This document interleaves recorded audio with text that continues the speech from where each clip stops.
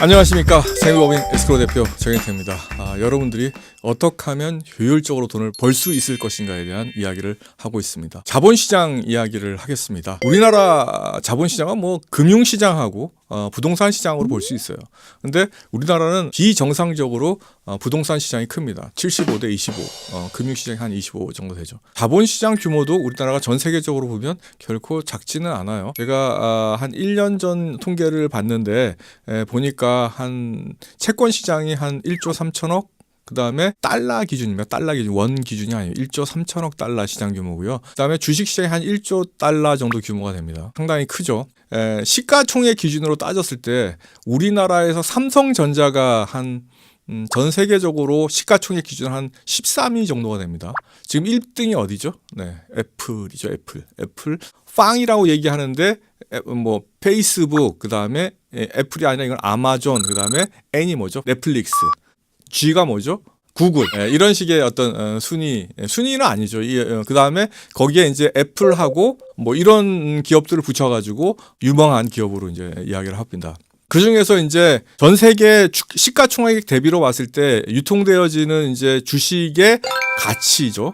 그 기업의 가치로 봤을 때 10위 안에 드는 중국 기업이 9위, 10위에 랭크되어 있는 게 아마 텐센트하고 알리바바 정도일 겁니다. 앞에 8개 기업은 미국 기업입니다. 우리나라 삼성전자가 13위니까 알리바바나 텐센트보다는 시가총액이 적죠. 그 적은 이유는 우리나라 삼성전자가 그렇게 가치가 없어서가 아니라 분단 위험? 뭐 내지는 우리나라가 분단으로 인해 가지고 전체적인 자본시장이 작게 평가되는 면도 있고요. 제가 봤을 때는 여러 가지 자본시장 자체가 작기 때문에 그런 현상이 나타날 수도 있다고 생각을 합니다.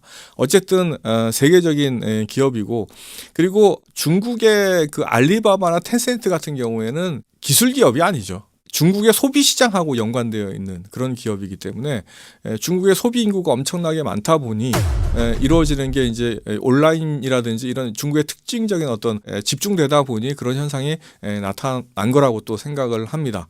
만약에 중국 경제가 또로 소비 위축이 이루어지고 내수가 부진하다면 이런 기업들이 좋을 수는 없겠죠. 중국은 내수 위주의 그 인구를 바탕으로 한 그 기업 2개가 전 세계 유통 주식수의 상당한 부분 10위권 안에 드는 기업을 가지고 있다라는 거고요.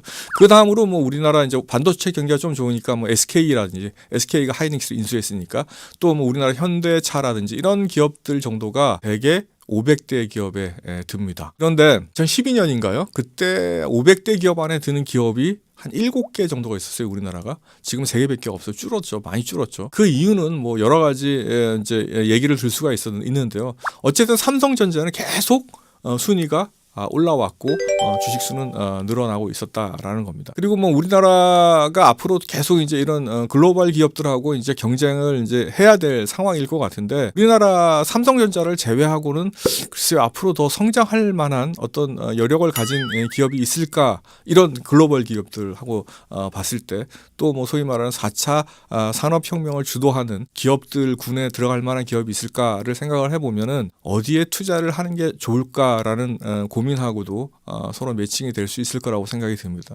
우리나라 금융시장은 너무 작으니, 그리고 또 4차 산업혁명의 주체가 될 만한 기업이 지금은 아직까지 보이지 않으니, 굳이 이 얘기를 한다면은 뭐 이제 배터리 셀 만드는 기술 우리나라가 세계 최고라고 하니까 삼성 SDS 또 뭐 LG 화학 정도가 될까요?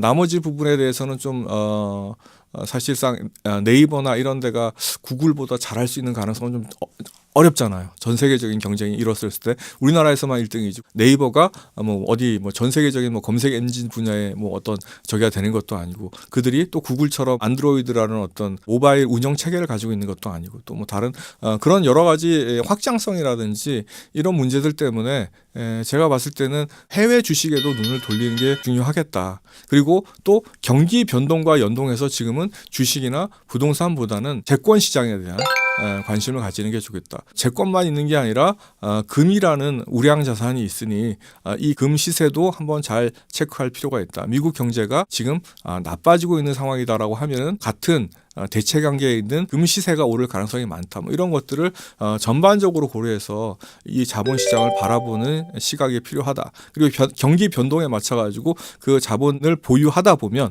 물론 30년이라는 아주 긴 기간을 놓고 봤을 때는 주식을 투자해도 되겠죠. 근데 예를 들어서 내가 최저점으로 갔을 때 사면은 이 30년 기간이 상당히 당겨질 수도 있다라는 겁니다. 30년이 아니라 10년 만에 100배의 투자 효과를 올릴 수 있는 그런 길도 있다라는 거를 네, 오늘은 여기까지 하겠습니다. 고맙습니다.